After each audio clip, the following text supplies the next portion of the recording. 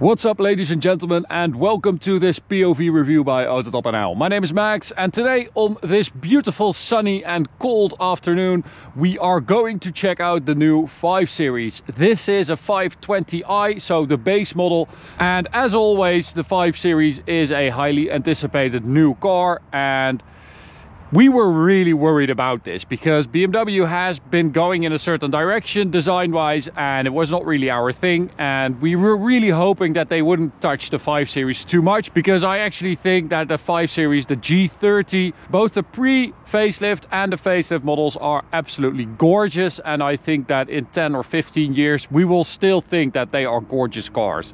I think the design is so successful, very subtle, still modern looking, and definitely has a couple of nods to the past of BMW. So I really love that car, and that is a very difficult car to succeed, I think. A lot of you guys often call us BMW fanboys because we upload a lot of BMW videos and we own a couple BMWs, but I think that also means that we are a lot more critical. We expect more from BMW because we have loved their cars in the past, and that doesn't mean we don't love other cars, but yeah, it just kind of spoke to us. The design, the way they drive, it just works for us. And with this one, I'm not so sure. I'm really not sure, because the design, I always say that you have to get used to it. You have to see it in the real world. You have to see him in a couple different specs, different colors, MPEG, comfort, line, whatever, before you can really form an opinion about this. But first impression, not great. I don't really like it. I think it's a bit too generic looking. Of course you can see it's a BMW because you still have the kidneys, but yeah, you have these like half fake plasticky. I don't like that. It looks and feels a bit cheapish. Honestly, it looks like a very good copy by a Chinese company of a BMW. That's what it feels like to me. I think it's just a bit generic looking. I think that's the basic complaint coming from me. I love the G30 because it's a bit more classic. Of course, when you're going more modern, this is definitely a big change. So again, maybe I just have to get used to it. But there are a couple design things that I do like. The bulges on the bonnet here with the BMW logo in the center there, quite like that. Front bumper is a bit more aggressive because this car has an M package with this Pythonic blue. And we have 20-inch M wheels as well, with behind that the M Sport brakes in blue, and around it the Continental Eco Contact 6Q tires. 245 at the front, 275 at the rear, so pretty serious rubber for a 520i. We've got new headlights as well. Don't really like those either, with those new Aero daytime running lights that BMW is doing. Why not keep that like classic angel eye-ish design and wrap it around or do something like that? I think just abandoning it, it's a shame. I think it's a shame. I really love the pre-LCI. I love the LCI lights. I think it's classic BMW with a modern touch, a modern feel. This feels like any other company could have made this, which is, you know, my main complaint basically about the design. So I think you're going to hear that a bit more today. Now we have this crease down the side, as you can see, so it runs from above the fender here all the way down the side to the rear, which I quite like. That's like a classic BMW crease as well, but the rest of it is like super flat. There's nothing else happening. If you look at a G30, it's kind of, there's things happening. It's curvy, it's moving, it's fluid. This is like flat, and I don't like that. That means that you have big panels, you have big surfaces, flat surfaces, and I don't think that works really well on a car. It might look modern now, but how does it look in 10 years? I'm not so sure. And then you have this roof line, this side profile, that's also quite weird because it's quite angular. I think they did that because of aerodynamic efficiency, because it's more smooth that way. You can also see that it runs basically into the trunk that way, which also slopes down. I hope you guys can see that. Maybe I should come a bit closer. You can see that the roof goes down and then down still, and then a little bit of a very subtle ducktail there. I think the Touring, the station wagon, is going to look a lot better. I am very curious about that car. I think it's going to work much better as a station wagon. So rear lights, also big change. We now have 2 thin LED strips instead of one big one that wraps around. Another change, 520i. The 5 is now bigger than the 20i. Don't really like the diffuser, by the way. The rear bumper as well. Look at how little there is actually going on, because it's just straight down and then a flat surface, and then they try to do something with that black plastic again, but horrible excuse for a diffuser as well. And then these fake exhaust bits, basically that's where an exhaust would go, but there's no exhaust because there it is. But they do keep those shapes in the bumper for an exhaust. Why? Looks like an electric car from the rear. And then in here we've got scissors, and you don't have any storage here, which is weird to me. With an electric car I can, you know, see that you need battery space, but with this one, what is underneath here? There's no spare wheel or anything like that. So what is happening there? I don't know. But yeah, boot space is pretty decent. Let's check out the engine. So 520i base model, as I said, but you get 190 horsepower from the B48 2-liter turbocharged engine, and then 310 newton meters, and it is a 48 volt mild hybrid, so you also get an 18 horsepower boost. For a total of 218 horsepower. Now the car weighs 1700 kilos, which is really not bad. It's 400 kilos lighter than an i5 M60, for instance, so that is quite a big difference. It's on the same platform. So this car is being built in the Dingolfingen plant in Germany, and all the 5 Series, so the EVs, the internal combustion cars, the hybrids, so they have one platform and then they can do everything with that, which is very smart. So 1700 kilos, not bad, honestly, that is not bad. And that also explains why this 520i actually feels pretty good. I was actually very surprised by how good this drivetrain feels. Now design wise, let me know in the comments, because I know that this is very subjective, but I'm just trying to sort of gauge my own views and also try to analyze what is happening. But I realize that this is very subjective, and of course this is my opinion, but you guys can't, you know, you can touch all this stuff and you can feel this and look at it up close. So that's why I keep saying that everything looks and feels cheap, because I hope that, you know, you can take that with you, and if you go and look at one, then you know what to look for and decide for yourself if you find it acceptable or not. But let me know in the comments what you think about the design, and if you think that this is progress or not compared to the outgoing 5 Series, the G30. Now interior wise, again, very subjective, but I don't really think that this is progress. This to me looks like BMW sat there and we're like, okay, we've made a couple very good BMWs, very nice interiors. Every 5 Series since like the 90s has had the same similar design and then had evolutions based on that design. I really like that because it's very recognizable. You get in a BMW, you know you're in a BMW. Same goes for Mercedes and Audi. Now though, what is this? What am I looking at? It looks like the designer was at his desk and he went to Google Images and he said car interior, and then this came out. It's so generic. It could be anything, literally anything, and that's not really that nice, I think. So we've got the 2-screen setup we're used to nowadays, with the new iDrive system, which is still not great. Really not that easy to use. Until recently this was all you had, so you had this big menu with all the apps basically, but they have since added this bar underneath here with a couple of shortcuts, because that was a big problem that people were having. There were too many actions to get to one thing. So if you wanted to do your heated seats, it was like 4 or 5 clicks into the menu. Now though, they have a shortcut there, so you click that and then you have heating, ventilation, and your heated steering wheel as well, which is nice. We're going to turn that on. So this is an improvement. I quite like that. Other than that, you can also get that hideous crystal LED bar running across the car that gives you feedback and colors and stuff like that. New steering wheel as well.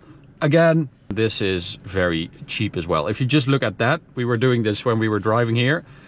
This could have also came from a Renault Clio. It's not great. It's not great. And then I promise this is the last bit of complaint, but the indicator stalk is the single most cheap thing I've ever felt in a BMW. It feels like I might pull it off if I use it a bit too enthusiastically. It also feels like it's been glued together by, like, it's two pieces of plastic. It's very light, it's very cheap, so are the pedals. This car just, it reeks of cost saving. It just, that is the thing that I'm going to take away from this car most. It feels like BMW said, okay, we've built a couple really good 5 Series. Now let's build one and make a lot of money, because yeah, we're just going to make everything as cheaply as possible. And yeah, it's not a good feeling, honestly.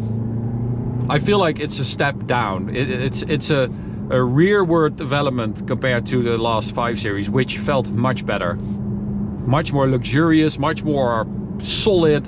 Now we've got this brown Veganza leather. If you pronounce that wrong, it's going to sound like something else, but it's Veganza. It's dark. It's dark brown and it's vegan leather. Smells a bit fishy. It's vegan leather, and it's actually really good. It's soft, and this is perfect. You don't need anything else. You can have like merino leather, which is going to be even more soft, but this is fine, absolutely fine. Seats, these are the comfort seats. So you don't have that adjustable upper back part anymore, which is a shame, because that was really nice. The seats are good though, they are very comfy, and it's just, again, feels like a tiny change to save a lot of money and just make it a little bit less of a good seat. But it is a good seat. So let's go to sport, because I mean, this has been a lot of complaining by me. I'm sorry about that, it's the truth. But we go to sport, and then sport for the gearbox as well, 8-speed ZF. And honestly, this 520i, this little 4-cylinder 5 Series, it is good enough, I promise you, for 90% of people, at least in Europe. It is super smooth, it is powerful enough, it is torquey enough to just do almost everything. 0 to 100, 7.5 seconds, which we also did. It's really good. I was quite surprised by this. It feels quite beefy. Sometimes, of course, it has to shift down to get the power, but it's not bad at all. Especially if you just drive on the highway, you always have enough power. In Europe, we're not getting the 530i or the 540i, so the 4-cylinder, which is a bit more powerful, and then the 6-cylinder. In Europe, we are going to get the 520i, and then the 530e, and then the 550e. So you have 2 hybrids basically, and this mild hybrid.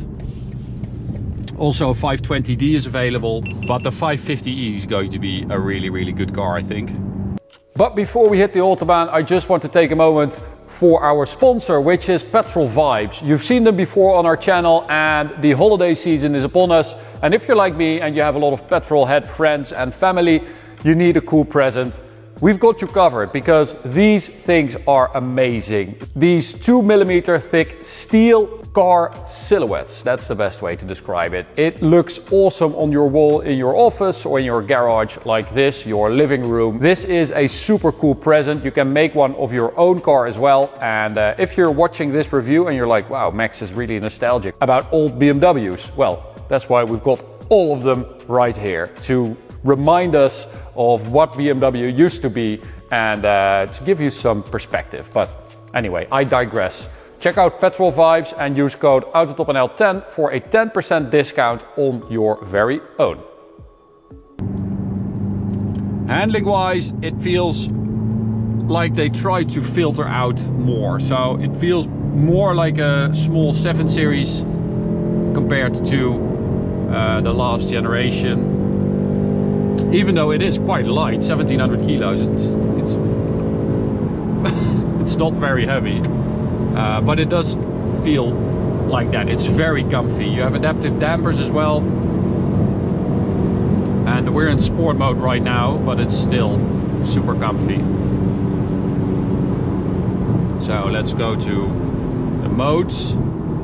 And then personal is comfort mode, I think.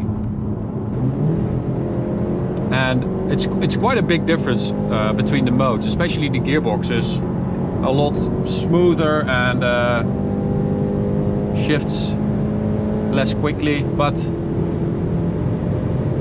it's a good car. It really is, driving wise. It's just, yeah, you don't really feel anything anymore. The feedback is gone. You have a very soft and plush seat. The suspension is soft. The steering is really dead. It's very light.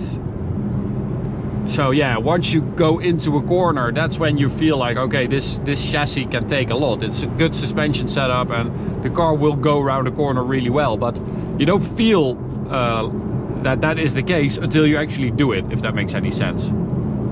Which is a shame. It doesn't feel as communicative. Even though this is an M Sport version. And package car.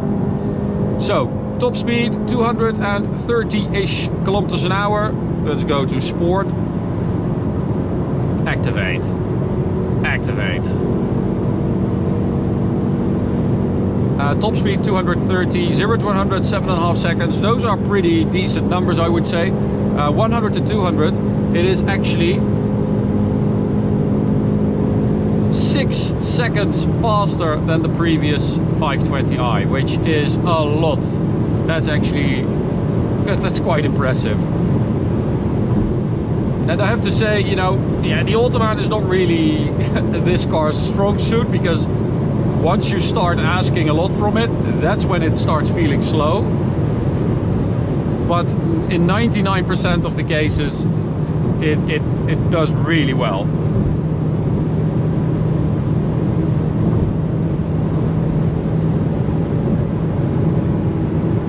But you do need a lot of space to get close to that top speed. We're at 210 now. We've been going for a while.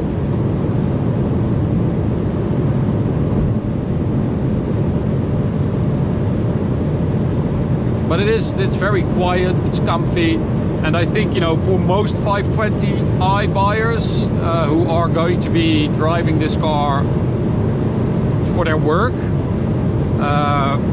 it's actually really good. 226. It's really struggling. 228. 229. Come on, a little downhill here. 229. No. Not 230.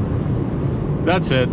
It will go a little bit faster. I think 226 GPS is the fastest we've been able to do, but as you can see, you need some space to do that. But it's going to be interesting to see, because BMW really chose one way. Like they went a little bit more revolutionary in their design and in their approach, and I feel like the new Mercedes E-Class is a lot more conservative. It's more like we're used to, and I feel like, yeah, my preference is more towards that E-Class now. So I'm really curious to drive that new E-Class as well and compare it to this, and yeah, see what it's like, because I'm not sure how BMW people are going to react to this,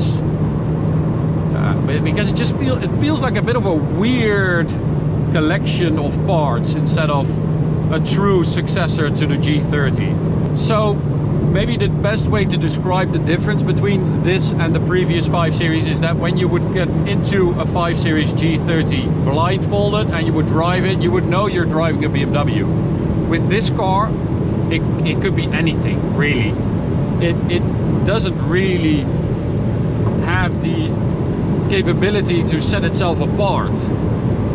And I think with the 520i that's even more difficult, so we're going to drive more 5 Series of course, and see what the differences are there. But yeah, that's how it feels now. It feels like a generic car, both in its design, especially the interior. Driving it, yes, it's perfectly fine, but it's not really anything special. And every time I hit that indicator stalk, I just die a little bit inside, because holy moly, that has to be the worst one ever for this price, honestly. Anyway, that's it. That's the review of the new 5 Series. I hope you enjoyed it. We have to be honest, and this is just the way it feels. If you want to watch another video, you can check out this one. This playlist is available with reviews, and you can hit the big button in the middle to subscribe to the channel. Thanks for watching, and I'll see you at the next one. Bye.